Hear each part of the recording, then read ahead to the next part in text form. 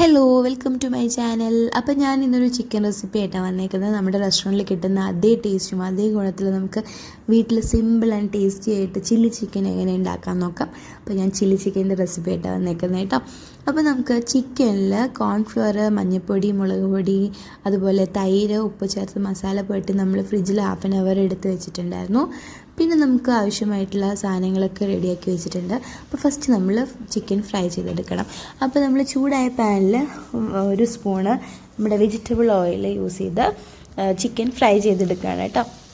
അപ്പോൾ ചിക്കൻ ഒരുപാട് ഡീപ്പായിട്ടൊന്നും ഫ്രൈ ആവേണ്ട ആവശ്യമില്ല, ഒരു മീഡിയം ലെവലിൽ. ഓക്കെ, അപ്പോൾ അടച്ചു വെച്ചിട്ടാണ് നമ്മൾ ഫ്രൈ ചെയ്യണത്. ഇടയ്ക്കൊക്കെ ഒന്ന് ഇളക്കി കൊടുക്കണം കേട്ടോ. അപ്പോൾ നമ്മുടെ ചിക്കൻ ഏകദേശം ആയിക്കഴിഞ്ഞു. ചിക്കൻ ഫ്രൈ ആയിട്ടുണ്ട്. അപ്പോൾ ഒരുപാടൊന്നും ഫ്രൈ ആയിട്ടില്ല. അപ്പോൾ നന്നായിട്ട് വെന്തിട്ടുണ്ട്. അതുപോലെ തന്നെ മീഡിയം ലെവലിൽ ഫ്രൈയും ആയിട്ടുണ്ട് കേട്ടോ.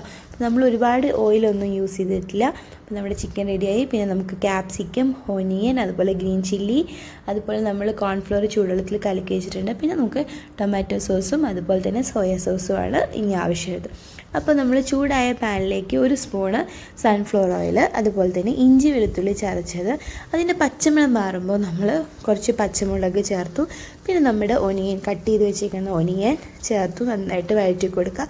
അത് വഴറ്റിയ ശേഷം അതിലേക്ക് നമ്മുടെ ക്യാപ്സിക്കം കട്ട് ചെയ്ത് വെച്ചതും ആഡ് ചെയ്ത് കൊടുക്കാം. അപ്പം ഞാൻ ഈ ക്യാപ്സിക്കത്തിൽ നിന്ന് 4-5 കഷ്ണം ക്യാപ്സിക്കം മാറ്റി വെച്ചിട്ടുണ്ട്. അത് ലാസ്റ്റ് ഗ്രേവിയുടെ മുകളിൽ ഇടാൻ വേണ്ടിയിട്ടാണ്. പിന്നെ ഒരു സ്പൂണ് ഞാൻ നമ്മുടെ സോയാ സോസ് ആഡ് ചെയ്ത് കൊടുത്തു കേട്ടോ. അപ്പോൾ നിങ്ങളുടെ ഇഷ്ടത്തിനനുസരിച്ച്, നിങ്ങളുടെ ഫ്ലേവറിനനുസരിച്ച് നിങ്ങൾക്ക് അതിൻ്റെയൊക്കെ ക്വാണ്ടിറ്റി കൂട്ടാവുന്നതാണ്. പിന്നെ ഞാൻ ടൊമാറ്റോ സോസും ആഡ് ചെയ്ത് കൊടുത്തു. അപ്പോൾ ഇത് ഓരോരുത്തരുടെ ഇഷ്ടം ഉണ്ടാവും. ചിലർക്ക് പുളി കൂടുതൽ ഇഷ്ടം ഉണ്ടാവും, അങ്ങനെയൊക്കെ ഉണ്ടാവും. ചിലർക്ക് എരിവ് ഇഷ്ടമായിരിക്കും, അങ്ങനെയൊക്കെ ഉണ്ട്. സ്പൈസി ആയിരിക്കും ചിലവരുടെ ഇഷ്ടം. അപ്പോൾ അതിനനുസരിച്ച് നിങ്ങൾക്ക് ആഡ് ചെയ്ത് കൊടുക്കാവുന്നേ ഉള്ളൂ.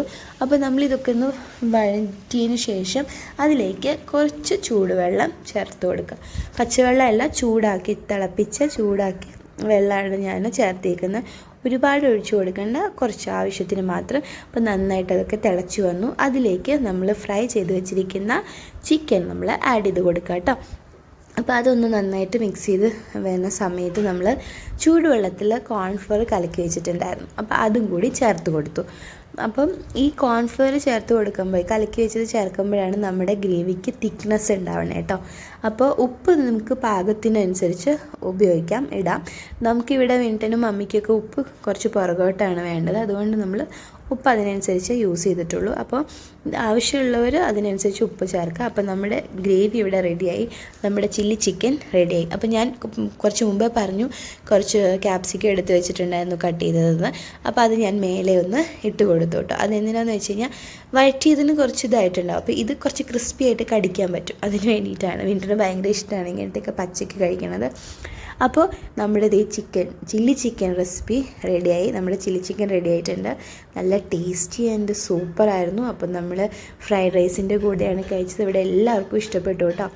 അപ്പോൾ എല്ലാവരും ഒന്ന് ട്രൈ ചെയ്ത് നോക്കൂ. നമുക്ക് ഹോട്ടലിലൊക്കെ പോയി കഴിഞ്ഞാൽ എല്ലാവരും കഴിക്കുന്നതാണ് അല്ലേ, മിക്കവരും ഓർഡർ ചെയ്യാറുണ്ട്.